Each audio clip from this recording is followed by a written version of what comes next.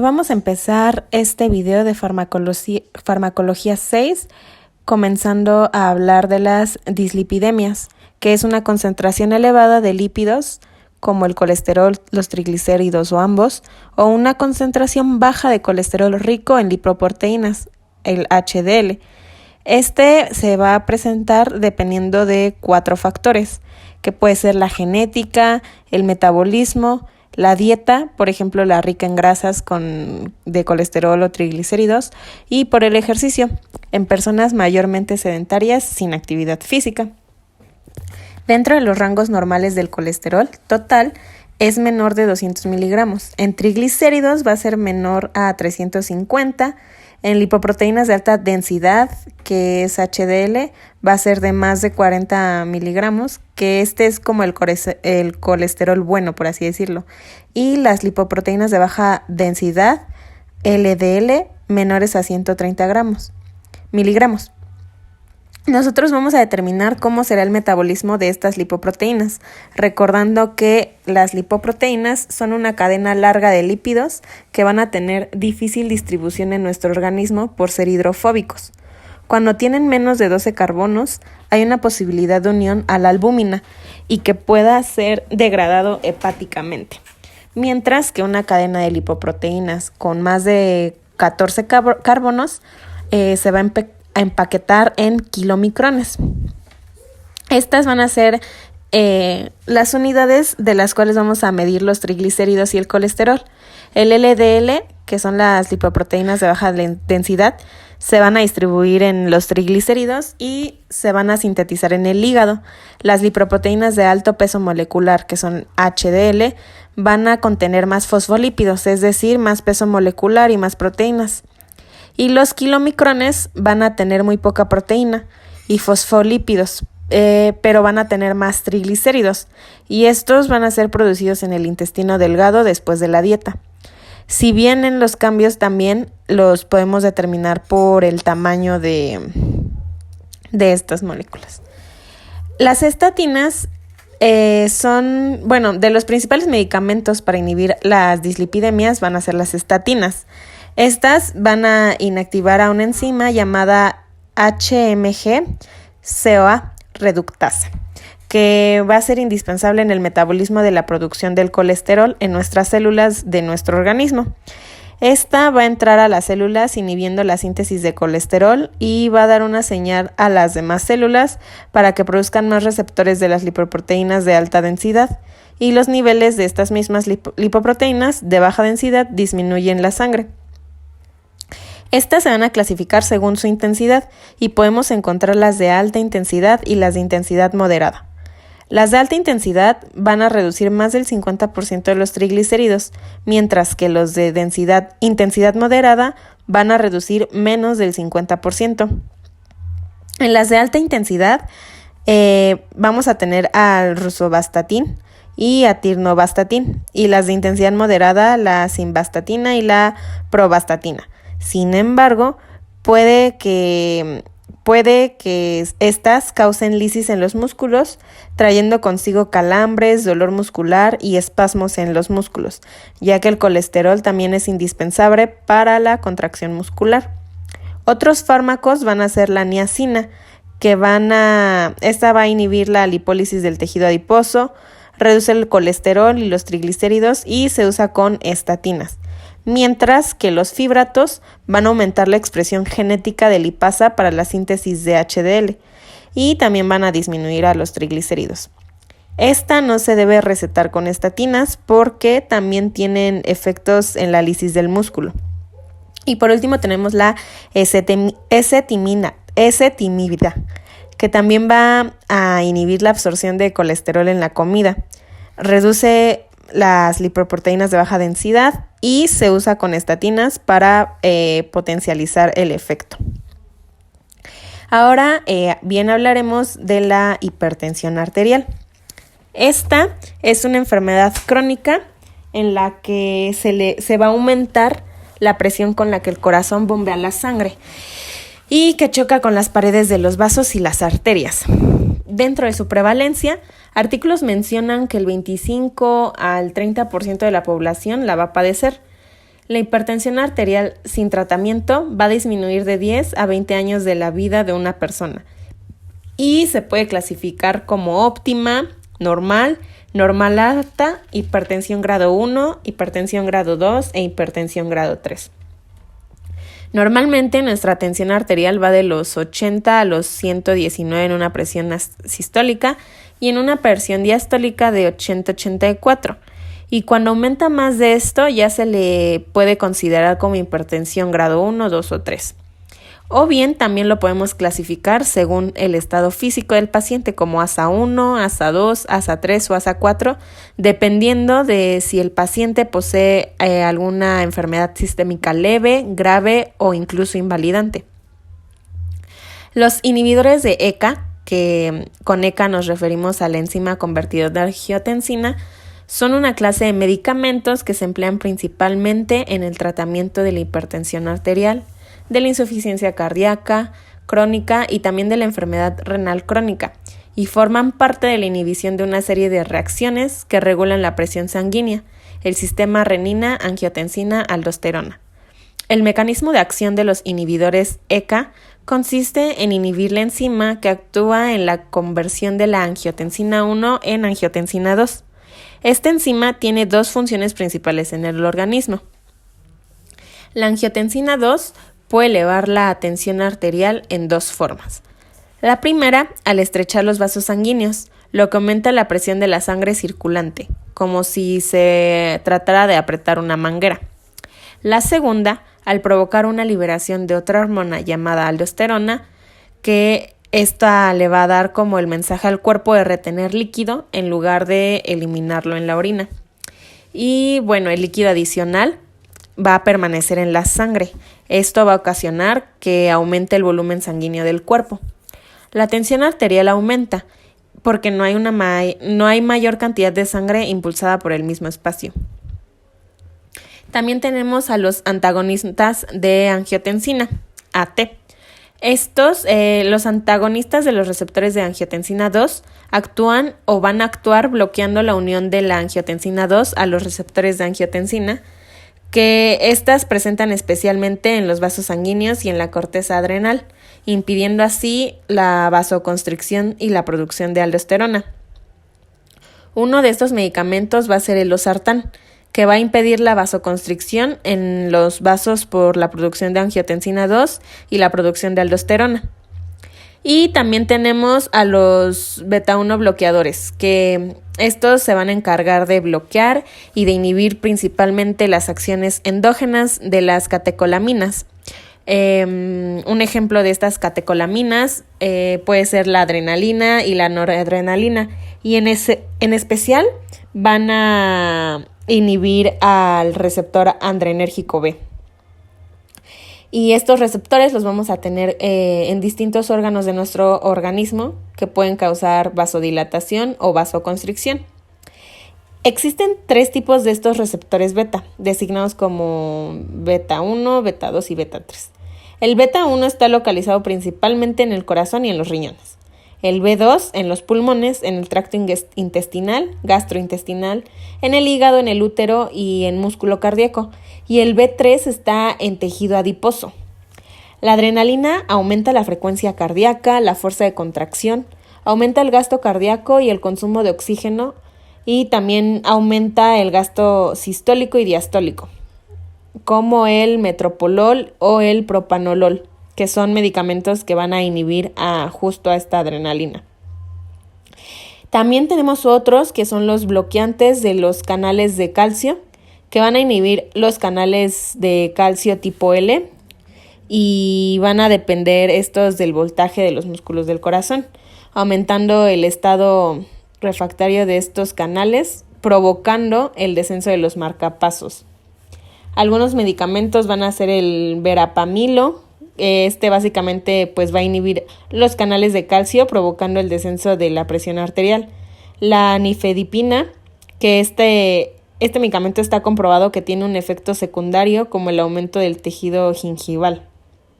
O el amlodipino.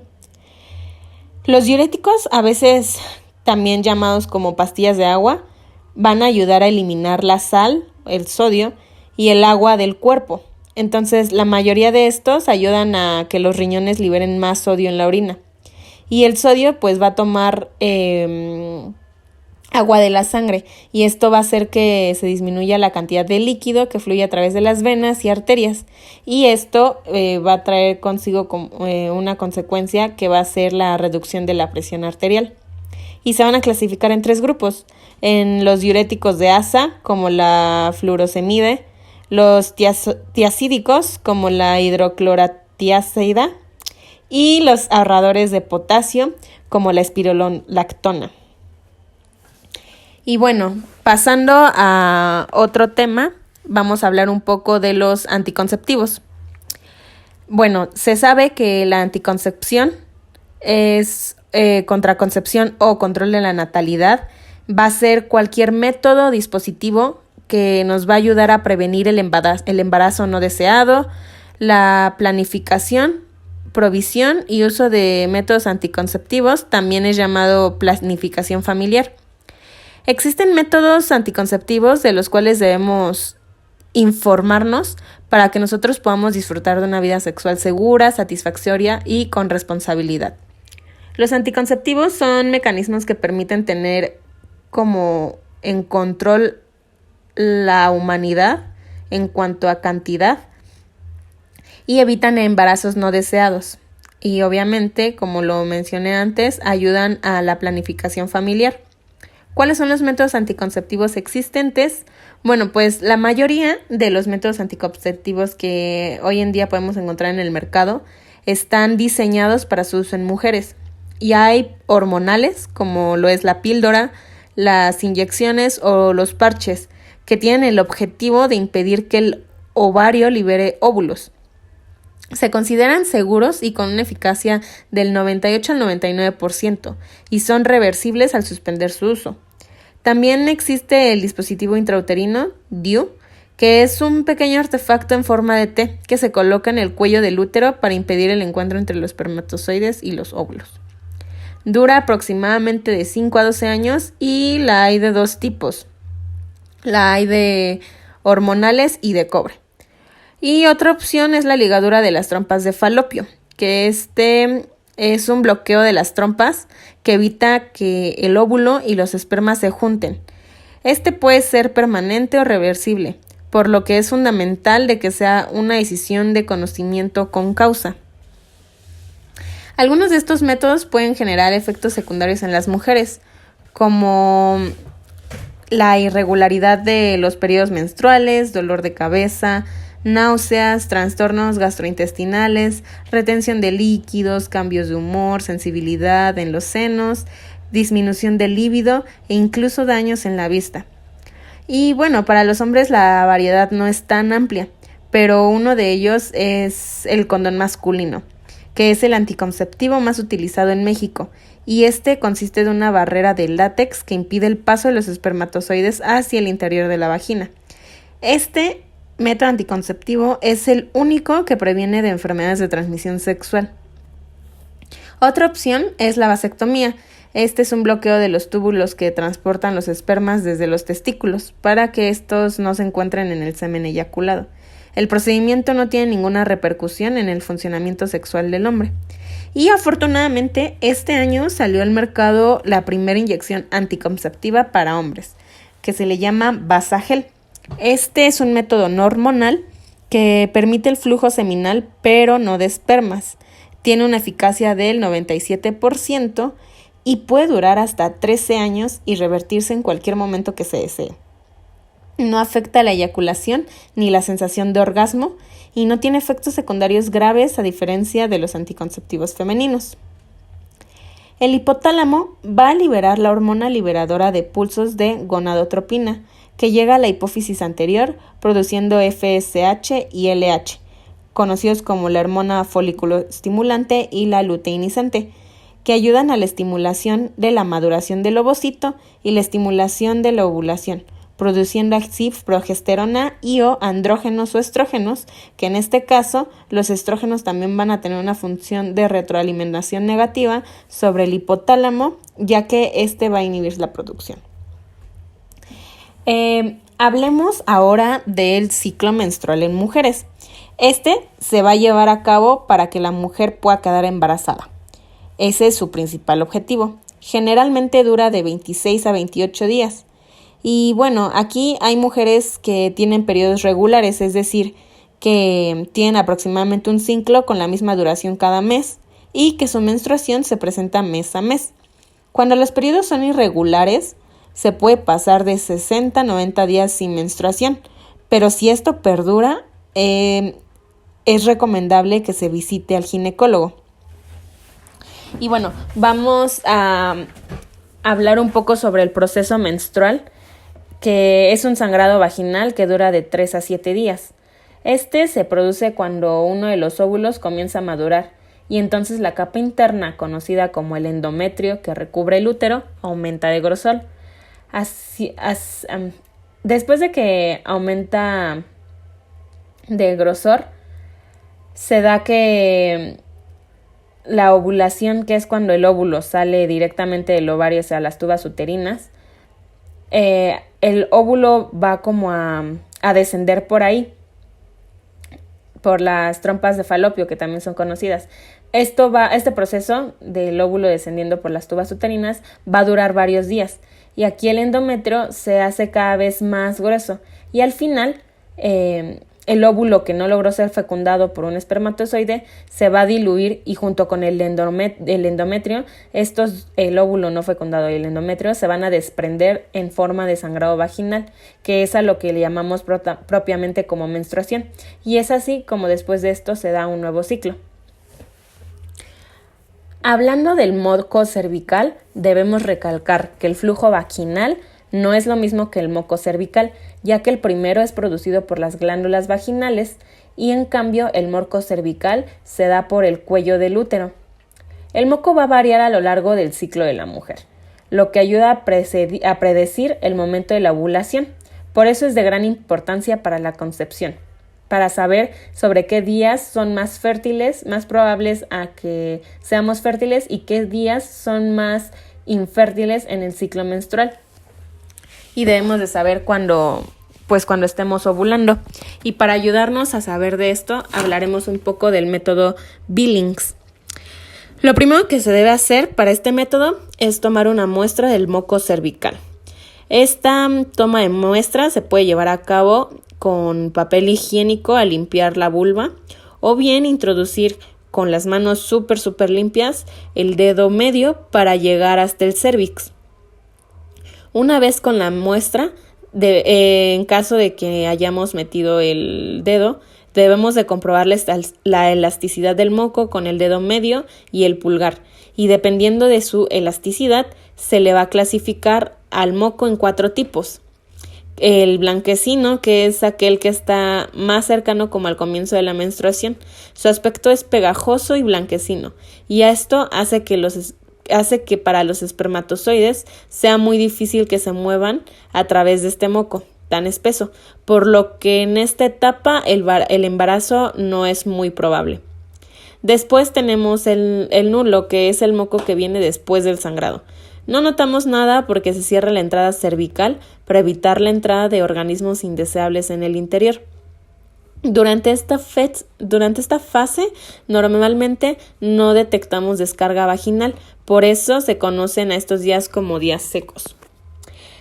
En el tercero, pues se va a tener como al más importante de todos, que es conocido como la clara de huevo. A medida de que se va acercando la ovulación, que esto es como de 2 o 3 días antes de que llegue, el moco es cada vez más acuoso y transparente. En estos días incluso se siente como la ropa interior está un poco húmeda. La secreción acuosa se vuelve cada vez más espesa, tomando una consistencia como de clara de huevo crudo. Esto va a ayudar a los espermatozoides a viajar más fácil hacia el cuello del útero y más rápido. Y esto es lo que vuelve a que en esta fase del ciclo de la menstruación sean los días más fértiles.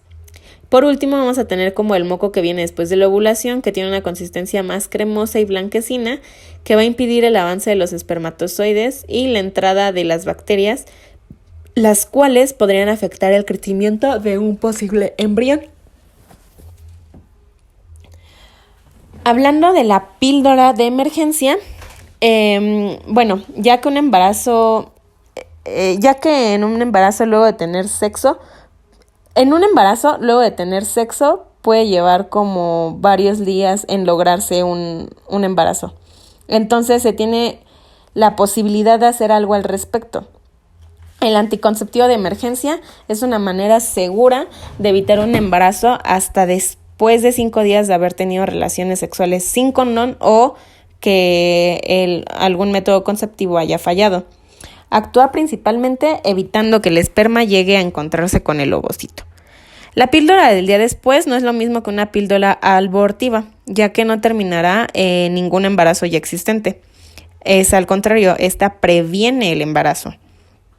Existen 2 tipos de píldora del día después. Ella es la más efectiva. Puedes tomar ella hasta 5 días después de haber tenido sexo sin protección y trabaja muy bien tanto en el día 5 como en el día 1, pero para esta es necesario tener una prescripción médica. La segunda mejor opción para los anticonceptivos de emergencia son las píldoras genéricas y Plan B. Estas están disponibles sin prescripción médica en la mayoría de las farmacias y mercados. Y bueno, nosotros podemos hacer uso de esta pastilla sin importar nuestro género, nuestra edad, y las podemos comprar incluso sin identificación oficial. Podemos tomar Plan B o estas pastillas genéricas hasta 5 días después de haber tenido sexo sin protección, pero cuando antes la tomes, más eficaz va a resultar. Y es más efectiva si la tomas dentro de los 3 días posteriores al sexo sin protección. Las píldoras del día después realmente reducen las posibilidades de un embarazo, pero no funcionan tan bien como los anticonceptivos de uso regular, de manera que es mejor encontrar un método anticonceptivo consistente y dejar las píldoras del día después para una emergencia. El levonorgestrel es una hormona empleada como anticonceptivo hormonal. Este va a estar indicado para la prevención de embarazos tras haber mantenido relaciones sin protección o en el caso del fallo del método anticonceptivo. No se va a emplear como anticonceptivo regular ya que no es eficaz. Da un retraso en la ovulación reduciendo la probabilidad de embarazo. Como anticonceptivo de urgencia se recomienda una dosis única de 1.5 miligramos. El contenido debe tomarse lo antes posible y no más tarde de las 72 horas después de haber tenido relaciones sexuales. Si bien, si tenemos sexo después de haber tomado levonorgestrel, no va a evitar quedarnos embarazadas. Pero también tenemos que tener en cuenta de que si se vomita la pastilla antes de haber transcurrido 3 horas después de tomarnos el comprimido, puede ser necesario tomar otro comprimido de nuevo. No va a interrumpir el embarazo y no va a proteger de enfermedades de transmisión sexual. Como reacciones adversas vamos a encontrar náuseas, mareos, fatiga, dolor de cabeza, cansancio y también puede alterar el ciclo menstrual. La ulipristal, al igual que el levonorgestrel, es un anticonceptivo de emergencia, con la diferencia que se usa una dosis única de un comprimido de 30 miligramos y puede tomarse con o sin alimentos. Es importante tomar el comprimido durante las 120 horas después de haber tenido relaciones sexuales sin protección o después del fallo del método anticonceptivo. Entonces, también tenemos que tomar en cuenta que no debemos de vomitarlo antes de 3 horas mínimo de haberlo tomado. Y se debe de recordar que no es eficaz si ya se está embarazada, ya que estos medicamentos no interrumpen el embarazo y no nos protegen de enfermedades de transmisión sexual. Pasando a otro tema, hablaremos de los anticoagulantes. Estos, como los antiagregantes, son medicamentos que se van a utilizar para evitar la formación de trombos en áreas de cardiología. Un trombo es un coágulo que se va a adherir a la pared endotelial de las bacterias. En ese momento, la cascada de coagulación se va a activar en la circulación que viaja y va a tapar una arteria importante o va a terminar de formar una placa eritematosa ya preformada. Estos van a servir para la prevención de eventos cerebrovasculares, infarto agudo del miocardio, necrosis de tejidos irrigados y trastornos hemostáticos. Y es de vital importancia recordar el mecanismo de acción de la agregación plaquetaria y la formación del trombo. Principalmente la formación de las plaquetas se va a dar cuando hay un tejido que se está expuesto, en este caso el endotelio, que va a tener una capa de colágeno. La capa de colágeno se va a adherir gracias al factor de von Willebrand, FW. Este es indispensable para la agregación plaquetaria en nuestro endotelio. Ahora, una vez que ya está adherida nuestra plaqueta, va a haber cambios conformacionales y producción de moléculas que van a activar a otras plaquetas como las cotidinas, la trombina, el ADP, que va a activar a otras plaquetas que van a activarse para poder agregarse entre estas. Esta adhesión y toda esta producción de moléculas va a generar un cambio o una mayor producción de calcio intracelular que va a generar un cambio conformacional en la célula que va a dar como resultado la expresión genética de receptores de GP2 y GP3.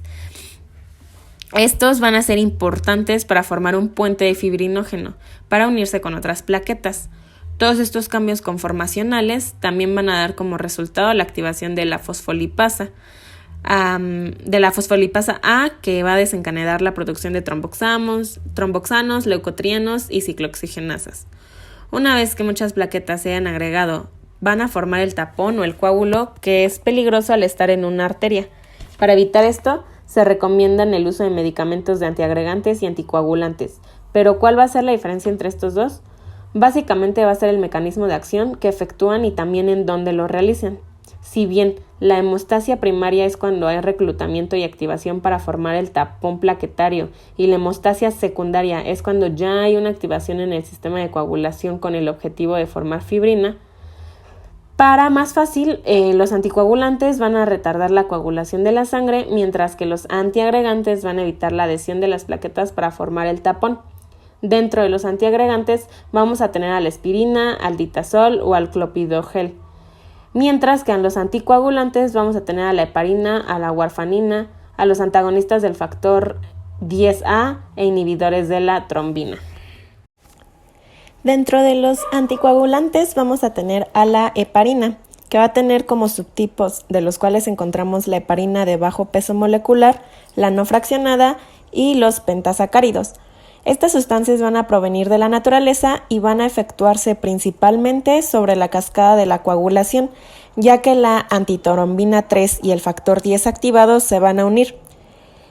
La antitrombina normalmente lo que hace es inactivar al factor desactivado en la cascada de la coagulación y gracias a la heparina va a haber una potencialización de este mecanismo, evitando así la formación de un coágulo.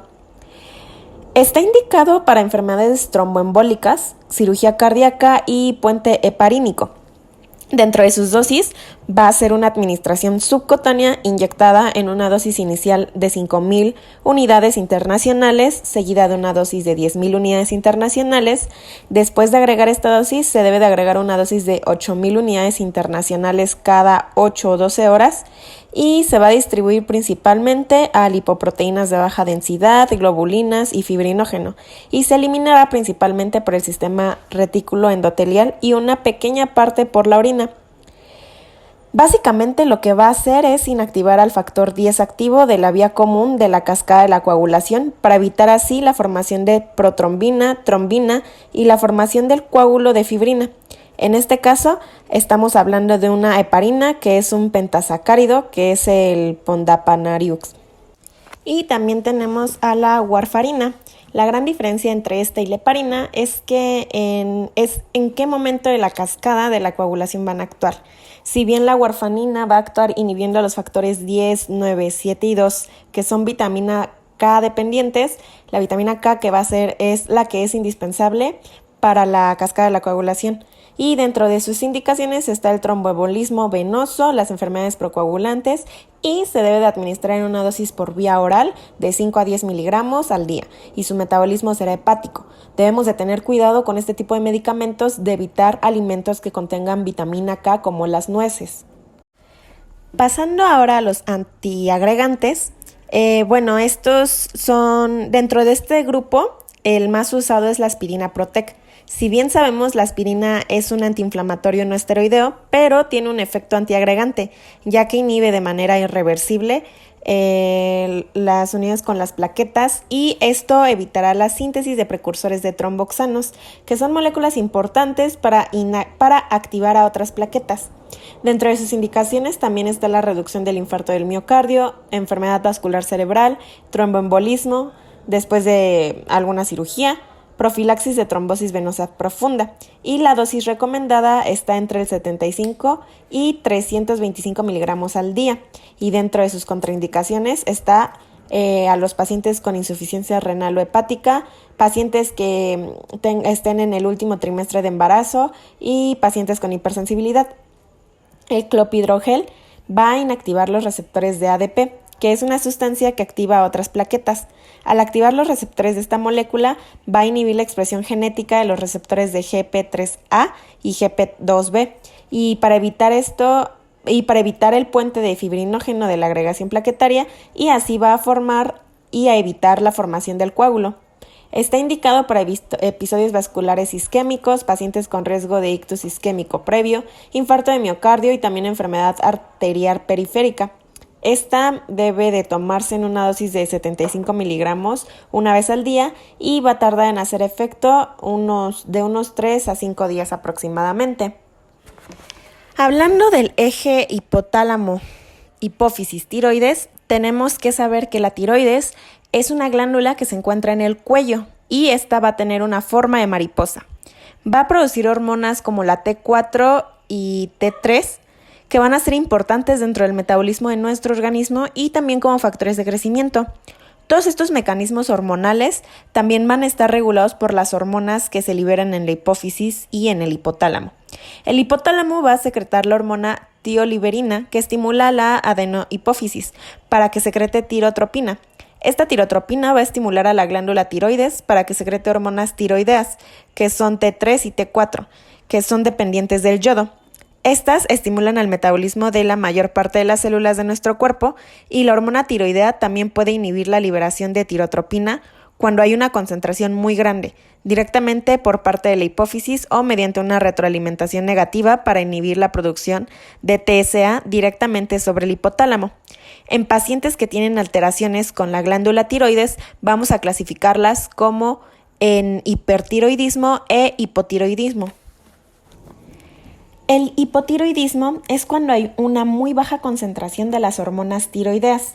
Si bien en una persona sana y normal se produce una molécula de TRH y 3 moléculas de TSH que van a estimular a la tiroides para producir 9 moléculas de T4 y T3, obviamente con su retroalimentación negativa, ¿qué va a pasar con el hipotiroidismo primario? Hay una producción de TRH en el hipotálamo que estimula la hipófisis para producir TSH, pero no hay yodo para sintetizar T3 y T4, por lo tanto, no se van a producir estas hormonas. El eje lo va a detectar y al no haber T3 ni T4, va a estimular la secreción de TRH y TSH, produciendo más TSH, pero no de T3 ni de T4. Y en el hipotiroidismo secundario es cuando no hay producción de TSH ni tampoco de T4 y T3. Sin embargo, habrá una mayor producción de TRH, lo cual va a activar a anticuerpos que se van a unir al receptor de nuestra glándula tiroides en el receptor TSH para destruir a la tiroides, porque lo detectan como algo que no está funcionando y el sistema inmune debe intervenir para destruir algo que no funciona. Y así es como se forma el síndrome de Graves. Aquí hay algunos síntomas del hipotiroidismo, como la falta de memoria, piel seca, artritis, aumento de peso, uñas quebradizas, etc.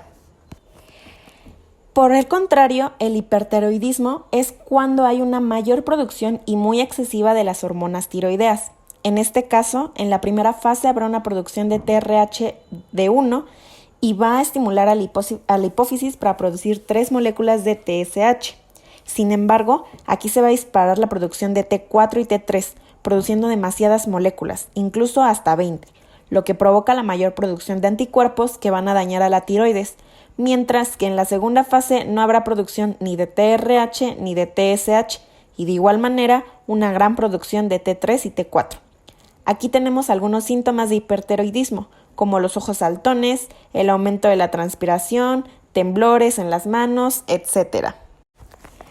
Dentro de los fármacos que van a alterar a la tiroides y que se van a utilizar para el control de estas enfermedades van a ser la levotiroxina, que es la forma sintética de la T4, usada como reemplazo hormonal, ya que no hay producción en el hipotiroidismo. Esta va a transformarse en T3 y también va a absorberse en el duodeno. Tiene una elevada unión a proteínas del 99%, una vida media de 7 días y se recomienda en dosis por la mañana. La ingesta de calcio puede afectar la absorción de este medicamento y a la glucemia. Y también tenemos el metimazol, que es un medicamento antitiroideo que es para el hipotiroidismo, que inhibe la enzima Este va a inhibir la enzima tiroperoxidasa, que va a ser la que va a unir a T3 con la inmunoglobulina 1 de yodo. Ahora hablaremos de los bisfosfonatos, que son medicamentos utilizados para el tratamiento de enfermedades del hueso como la osteoporosis, donde hay una pérdida progresiva y paulatina de masa ósea, produciendo fragilidad esquelética. Esta enfermedad se presenta mediante menopausia o después de esto. La molécula de los bifosfonatos va a tener 2 fosfatos y una cadena que tendrá radicales, el R1 y el R2, que estos van a afectar principalmente a la hidrólisis y afectan el citoesqueleto de los macrófagos, que van a ser las células responsables de la destrucción ósea. Estos radicales van a disminuir el número de lugares en el remodelado óseo activo y se unen a la hidroxiapatita de los dientes. Alteran la dinámica del citoesqueleto, que se necesita para obtener un borde ondulado en nuestros macrófagos. Estos producen enzimas que llevan a la lisis de la destrucción ósea, y esto es importante para nosotros. Por ejemplo, en extracciones dentales, que en pacientes que toman estos medicamentos puede haber una destrucción ósea en la zona de los alvéolos.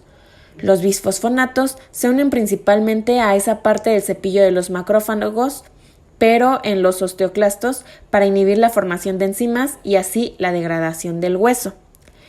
Las contraindicaciones importantes en odontología es que este tipo de medicamentos puede provocar osteonecrosis causada frecuentemente por isquemia ósea. Este se va a identificar como un área de hueso expuesto que persiste por 8 semanas, que va a tener una consistencia y apariencia como acartonada o podrida. Se cree que esto se produce por la inhibición de la neogénesis ósea de los maxilares y el mandibular, que van a ser sometidas a estrés mecánico constante, produciendo así las microfracturas que son infectadas después por la flora bucal para evolucionar a osteomielitis. Dentro de sus síntomas más comunes está el dolor severo y también el dolor articular. Tampoco dejan cicatrizar el hueso, ya que pueden inhibir genes de RAS que controlan el citoesqueleto o la proliferación y diferenciación de las células óseas. Vamos a hablar ahora sobre el cardíaco, y para hablar del cardíaco vamos a hablar de corazón y sus conceptos básicos.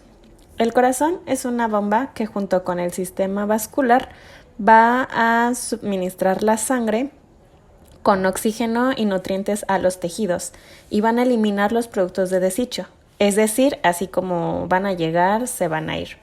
Este flujo de sangre se produce alrededor del corazón y vamos a hablar un poquito sobre eso.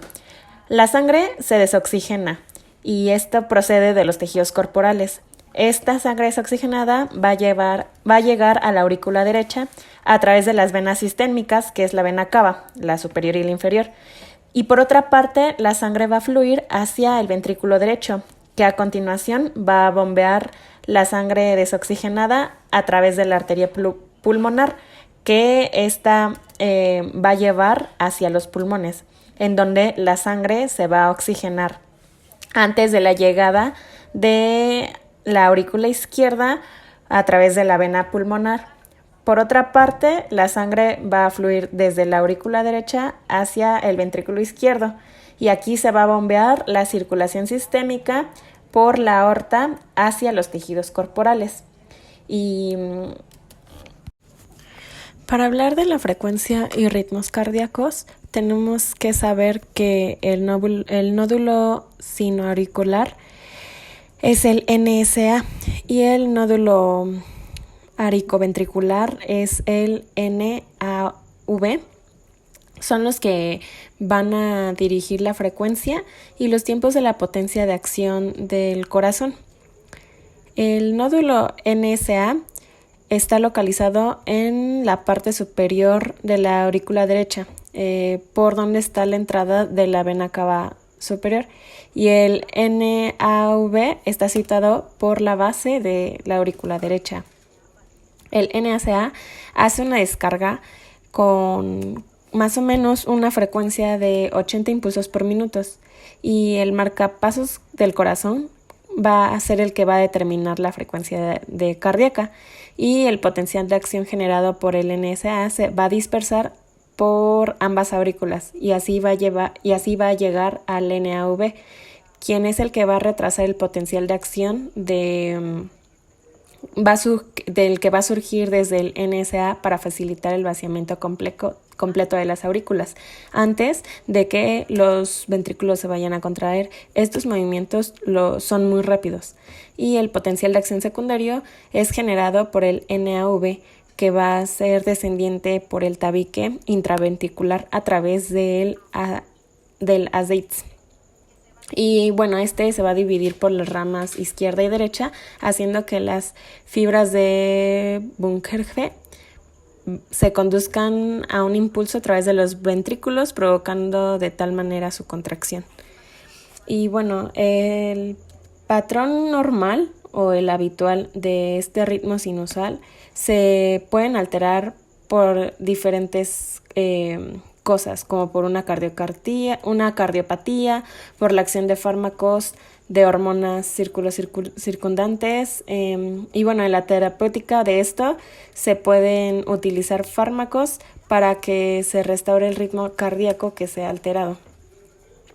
Las células no nodales, para poder empezar a hablar de esto, tenemos que hablar sobre el potencial de acción cardíaco, que en sí es la forma de potencia de acción que es característica de la localización de su origen. O sea, si sugiere en el tejido del nódulo, las aurículas o en los ventrículos.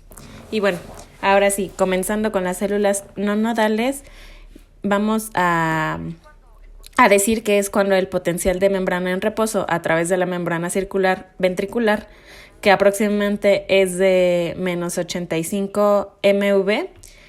Esta es cuando la membrana entra en reposo y es más permeable al potasio que a otros iones. Y existen 4 fases que van a producir la membrana celular ventricular. La fase 0, que es cuando una despolarización, o sea, cuando el potencial de membrana alcanza un valor crítico, que es de menos 60. Y la fase 1 es la repolarización parcial. Es cuando se produce como consecuencia de la inactivación de la corriente de sodio y de una corriente transitoria de salida de potasio. También tenemos la fase 2, que es la de meseta.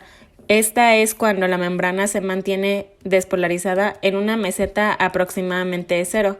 Esto se debe a la activación de una corriente lenta de la entrada de sodio dependiente del voltaje. Y en una fase 3 es una repolarización, o sea, cuando la inactivación de esta corriente de calcio va en aumento a la conductancia de potasio. Y también vamos a ver en este diagrama cómo la configuración de potencia de acción ventricular, típico que muestra las corrientes iónicas de las fases.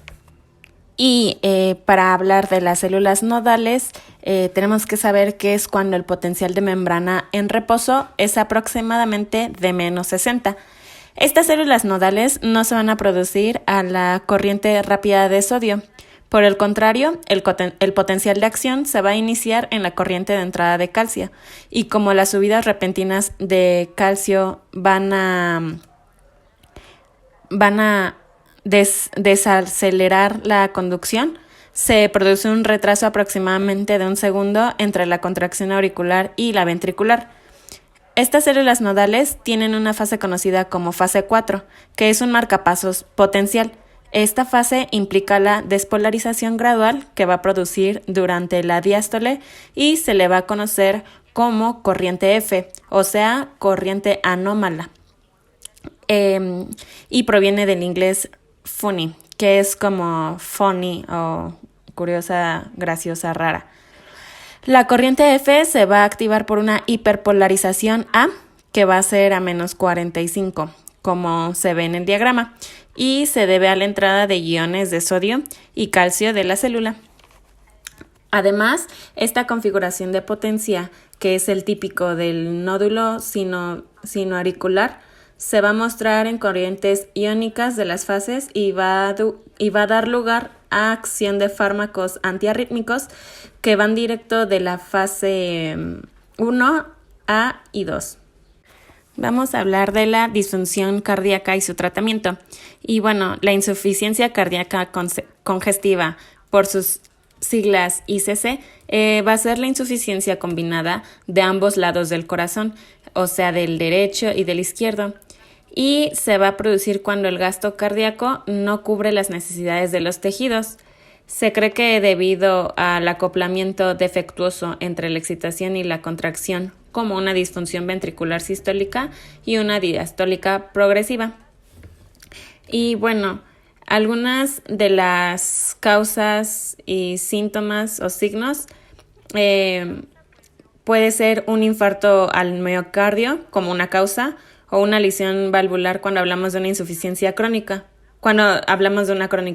pero cuando hablamos de una insuficiencia crónica, hablamos de una hipertensión sistémica, un infarto al miocardio, lesiones vasculares o miocardiopatías. Y algunos de los signos y síntomas en cuanto a la aguda pueden ser la taquicardia, la hipertensión, disnea, edema pulmonar o edema sistémico. Y en cuanto a las crónicas, podemos decir que hay o que puede haber disnea de esfuerzo, edema sistémico, cansancio y entre otras cosas. En cuanto a las características de la insuficiencia ventricular izquierda y derecha, tenemos, por ejemplo, en la derecha, una disminución del gasto cárdico, hipotensión, edemas periféricos, presión venosa, anorexia y algunos otros trastornos alimenticios, y puede ser incluso también el aumento del peso. Pero en la insuficiencia ventricular izquierda hablamos de una disminución del gasto cardíaco, que también puede ser hipotensión, cansancio, confusión. Y en el caso, de la hipotensión, podemos hablar de una congestión pulmonar como tos o taquipnea, edema pulmonar, etc. Y aquí el organismo siempre va a intentar compensar los efectos de este tipo de insuficiencia cardíaca congestiva, ya que, mediante esto va a haber medicamentos intrínsecos y extrínsecos. El electrocardiograma, también por sus siglas ECG, es un estudio de rutina para observar la actividad eléctrica del corazón. También puede suministrar mucha información sobre el corazón y el funcionamiento de este. Con este estudio es posible saber más acerca del ritmo cardíaco, el tamaño y el funcionamiento de las actividades del corazón y músculo cardíaco. El electrocardiograma de una persona sana presenta un trazo particular. Cuando se producen cambios en ese trazado, el médico puede determinar si existe algún problema. Por ejemplo, durante un ataque cardíaco, la actividad eléctrica del corazón cambia y eso se registra en este estudio. Para su funcionamiento de este estudio o del electrocardiograma, para que el corazón pueda latir, el nódulo sinusal que se encuentra en el corazón debe generar un impulso eléctrico y en el nódulo se permite que el corazón mantenga un ritmo regular. El electrocardiograma puede trazar un trayecto de energía eléctrica enviada por el nódulo a través del corazón. Esto permite que se determine si existe un problema que pudiese ocasionar latidos irregulares. Además, se van a colocar sobre la piel pequeños discos de metal denominados electrodos, que se utilizan para captar los impulsos eléctricos del corazón. Además, los impulsos se registran proporcionándoles a los médicos una representación gráfica de la actividad del corazón. Comenzaremos ahora a hablar del cáncer. Y este es el crecimiento descontrolado de las células anormales del cuerpo. Las células cancerosas también se denominan células malignas y estas suelen agruparse y formar tumores, y a veces estas se separan del tumor original y se dirigen a otra parte del cuerpo, lo cual nosotros vamos a conocerlo como metástasis. También va a tener otro tipo de nombre, que se llaman neoplasias, y según la evolución de estas neoplasias se van a clasificar en benignas, las cuales producen una sola alteración local. Y esta vez, cuando se hacen las benignas, en rara vez ocurre que el paciente llegue a la muerte, aunque dependiendo de los factores topográficos o funcionales de las neoplasias, estas mismas pueden llegar a ser letales, así como la neoplasia maligna, que es cuando se produce una destrucción local de en donde se va a encontrar y va a destruir a sitios alejados y va a haber trastornos metabólicos generales, así como va a provocar la muerte si es que no son tratadas adecuadamente en el momento oportuno. Estas neoplasias malignas reciben el conjunto del nombre tal cual de cáncer. Y para seguir con esto, hablaremos de los marcadores tumorales, que son un signo de diagnóstico. Estos van a ser una serie de sustancias que pueden detectarse dependiendo del tipo de marcador en sangre, orina, heces u otros tejidos del organismo, y cuya presencia en alguna concentración superior a la normal puede indicar la existencia de un cáncer. Van a ser sustancias encontradas en células cancerosas o incluso en células normales del cuerpo. Se producen en respuesta al cáncer, como habíamos dicho, o en algunas afecciones benignas. Se usa exactamente para saber sobre el cáncer, cómo, cuán rápido se disemina y si es posible tratarlo con alguna terapia dirigida o si ese tratamiento está siendo eficaz para obtener más información. Los marcadores tumorales que más se usan sobre todo para determinar un tratamiento del diagnóstico, ahora vamos a hablar sobre los diferentes tipos de cáncer. Vamos a encontrar el cáncer de mama, que es un cáncer que se forma en las células de las mamas. Y bueno, después del cáncer de piel, el cáncer de mama es el que más se diagnostica más comúnmente en las mujeres y puede ocurrir tanto en hombres como en mujeres, pero la prevalencia es más hacia las mujeres. Y existen así varios tipos como el angiosarcoma, el cáncer de mama inflamatorio, el cáncer de mama recurrente, el cáncer mamario masculino, y entre sus síntomas podemos nosotros encontrar un bulto o un engrosamiento en la mama que se siente diferente del tejido que lo rodea, un cambio de tamaño en forma de aspecto de una mama, o también cambios de la piel que se encuentran sobre la mama, la inversión reciente del pezón, descamación y enrojecimiento o pequeños orificios en la piel que se encuentran sobre la mama. El cáncer cervical es un tumor maligno del cérvix, que es la parte interior del útero. Un tumor maligno, como habíamos dicho, en el interior del útero de la matriz, que se puede diagnosticar mediante una prueba de Papa Nicolau y se puede prevenir mediante la vacuna contra el virus del papiloma humano. Es posible que no se presenten síntomas e incluso en algunos casos puede haber sangrado irregular o dolor. Y sus tratamientos pueden incluir cirugía, radioterapia o quimioterapia. Los agentes alquilantes son fármacos administrados habitualmente para la quimioterapia. Estos provocan la inactividad de las moléculas del DNA y como consecuencia bloquean la división celular, que es lo que queremos, que ya no se sigan dividiendo las células. Se utiliza para tratar diferentes y diversos tipos de cáncer, incluyendo el de pulmón o el de cáncer de mama e incluso la leucemia. Otros ejemplos de fármacos para el cáncer que tenemos son los antimetabolitos, los cuales son sustancias que reemplazan e inhiben o compiten con un metabolito específico. Tales sustancias son a menudo similares estructuralmente al metabolito con el cual interfiere. Es absorbido por la célula, pero no reacciona de la misma forma que con la enzima que actúa sobre la composición ordinaria. Son fármacos de quimioterapia que evitan la división de las células cuando se incorporan a estas, impidiendo así el crecimiento de los tumores al perder la célula la capacidad de dividirse. También tenemos a los antagonistas de estrógenos, los cuales son compuestos que antagonizan la acción de los estrógenos, compitiendo por su receptor. Estos van a estar implicados en la proliferación y diferenciación de las células y se consideran los principales factores de riesgo para el desarrollo del cáncer de mama y útero. Así como también tenemos a los fármacos contra los microtúbulos. Y bueno, estos van a ser fármacos que se van a encargar de... los microtúbulos son un componente esencial del citoesqueleto. Entre otras funciones, van a participar en el movimiento de las células y son un componente fundamental de los cilios y los flagelos, así que estos van a tener un papel muy importante en la mitosis celular, por lo que estos fármacos van a estar encargados de inhibir la mitosis celular.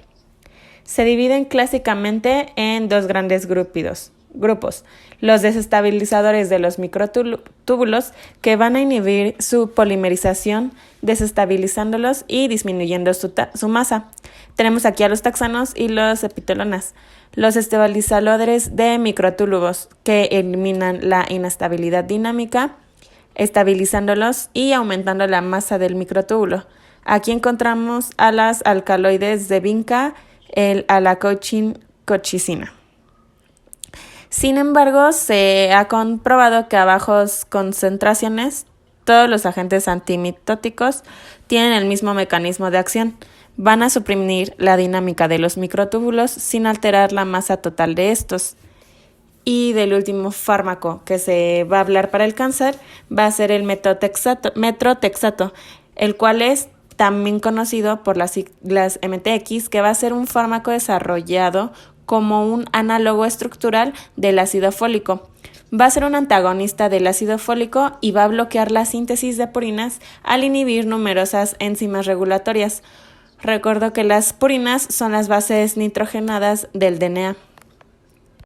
La neurotransmisión, también llamada transmisión sináptica, es un proceso mediante el cual se liberan las moléculas de señalización llamadas neurotransmisores.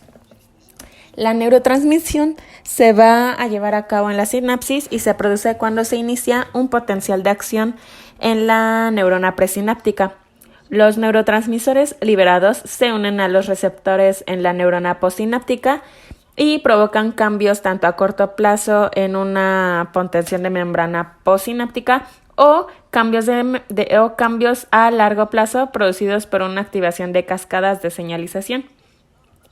Estas neuronas forman redes por las cuales viajan los impulsos nerviosos, que son los potenciales de acción. Pues bueno, un poquito más resumido, es la neurotransmisión es transportar una señal desde una neurona emisora hasta una neurona receptora a través de un espacio abierto conocido como sinapsis o espacio sináptico. Todas las neuronas van a cumplir con esta tarea aproximadamente de la misma forma.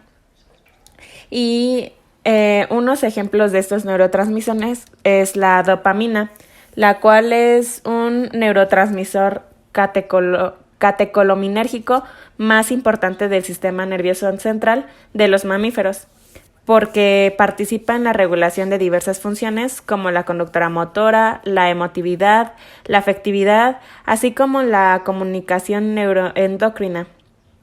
Y también tenemos a la serotonina, la 5-hidroxitriptamina o serotonina es una hormona de la felicidad, un neurotransmisor que se sintetiza a partir de la transmisión del aminoácido triptófano y se va a encontrar en plantas, animales, interviniendo en muchos procesos fisiológicos.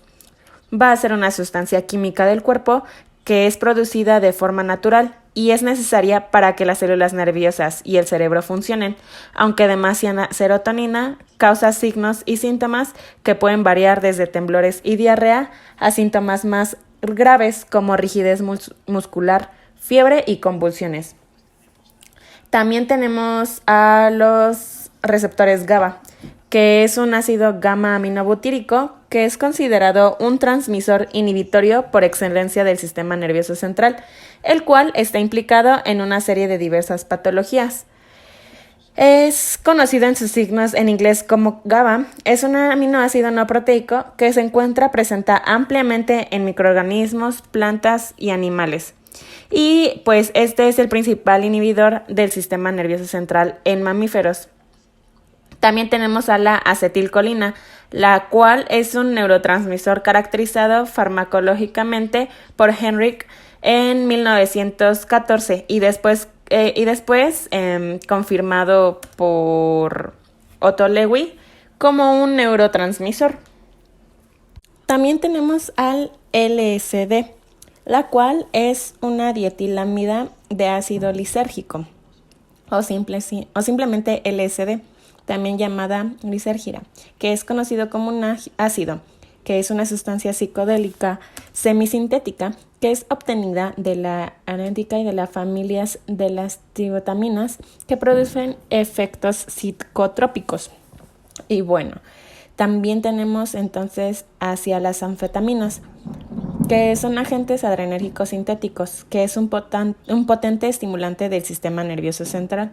La dextroanfetamina surge de la separación de la mezcla racémica en sus dos configuraciones ópticas posibles y la extracción de aquella que corresponda a un isómero óptico dextrógeno. Así entonces tenemos que hablar un poco más acerca de la acetilcolina, pues es una sustancia química elaborada por algunos tipos de neuronas.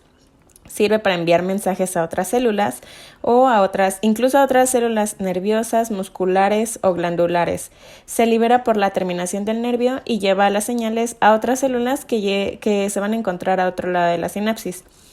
Este es un tipo de neurotransmisor que ayuda a controlar la memoria y la acción de ciertos músculos. Tenemos, hablando de lo que es un agente adrenérgico, se utiliza para nombrar a las neuronas que son activadas o que segregan adrenalina y también a los agentes endógenos o los neurotransmisores o drogas que estimulan a los nervios simpáticos postganglionares.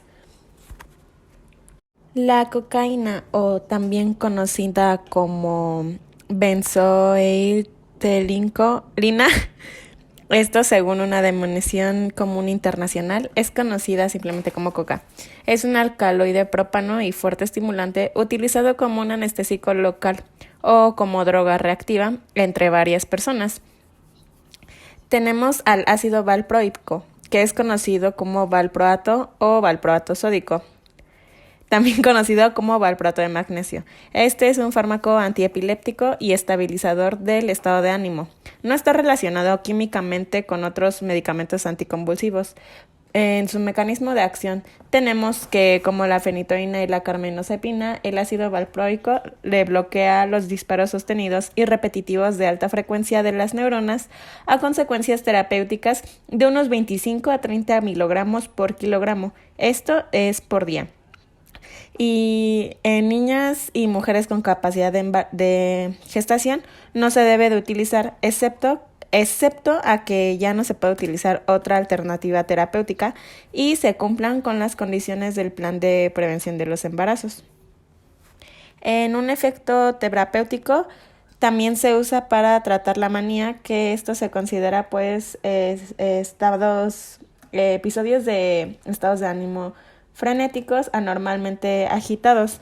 También se utiliza con personas con trastorno bipolar. Y otro medicamento que tenemos es la fenitoína. Esta es un antiepiléptico de uso común. Es un compuesto aprobado por la FDA en 1953 para uso en convulsiones y ansiedad. En su mecanismo de acción vamos a tener que actúa bloqueando los canales de sodio. Tiene un efecto sobre las corrientes de calcio e inhibe la liberación de los neurotransmisores excitadores dependientes del voltaje, así como la acción de la calmodulina y los segundos mensajeros. En su farmacocinética, la fenitoína es bastante peculiar.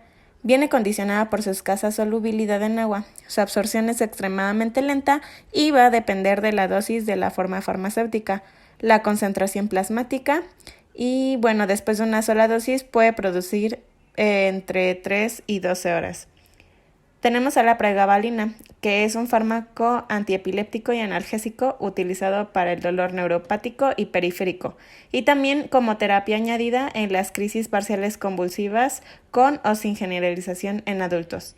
En su mecanismo de acción tenemos que es un neuromodulador, de tal forma que la unión potente de la subunidad reduce la entrada de calcio en las terminales nerviosas presinápticas y por lo tanto la liberación de neurotransmisores excitadores como el glutamato, la noradrenalina y la sustancia PP.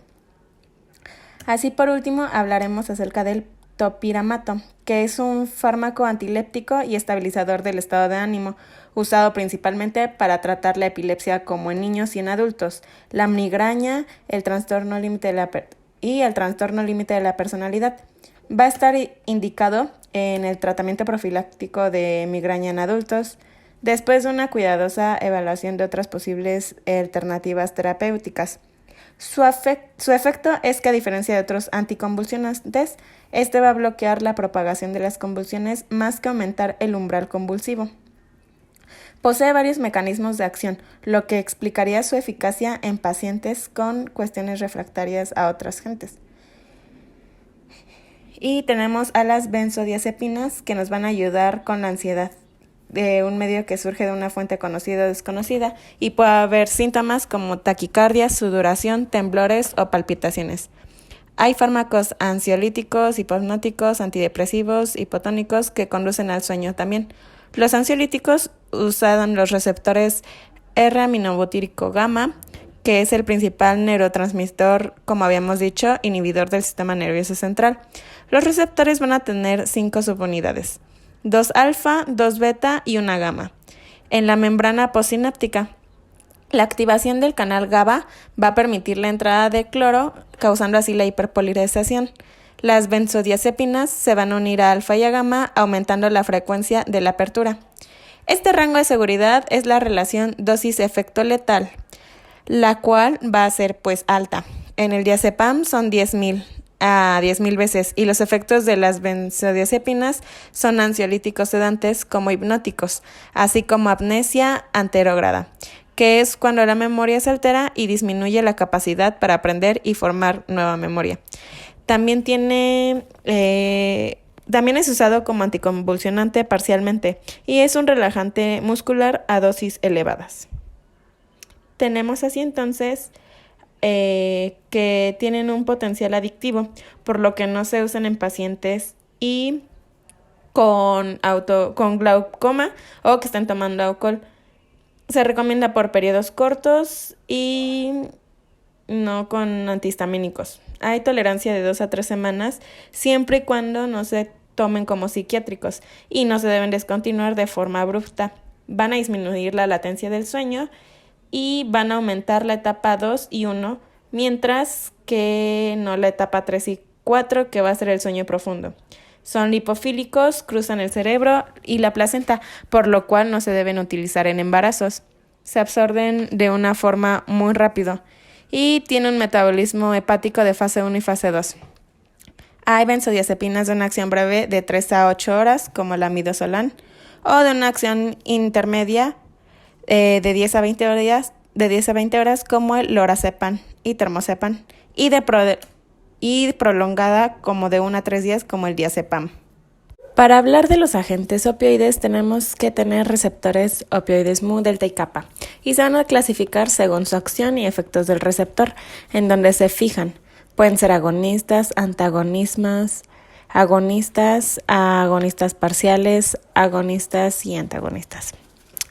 La morfina es el opioide de referencia para otros. Tenemos también a la oxicodona, que es un antagonista del receptor kappa y delta. Al fentanilo, que es muy liposoluble, a la metadona, a la codeína o al tramador, que va a ser un antagonista débil de mu. Va a ser un inhibidor de la recaptación de la serotonina y noradrenalina, que se usa desde el 3600 a.C. en Egipto con la flor del opio. En 1806 se aísla este opio y la morfina por el dios Morfeo, es decir, el dios del sueño. Hay que reconocer estas diferencias. Sabemos que opiáceo van a ser moléculas derivadas del opio como la morfina y la codeína. La endorfinación son opioides endógenos y el narcótico, que viene del griego narcóticos, es estupor. El efecto analgésico del opioide es por la activación del sistema opioide endógeno, el cual es el principal mecanismo inhibitorio de la transmisión nociceptiva del sistema nervioso central y periférico. Los receptores se van a encontrar a nivel de pre- y postsináptico, en las vías de transmisión nociceptiva. Tenemos los agonistas que se unen a los receptores produciendo un efecto y a los antagonistas que tienen una afinidad para unirse al receptor pero no hay efecto. Y ahora para terminar hablaremos de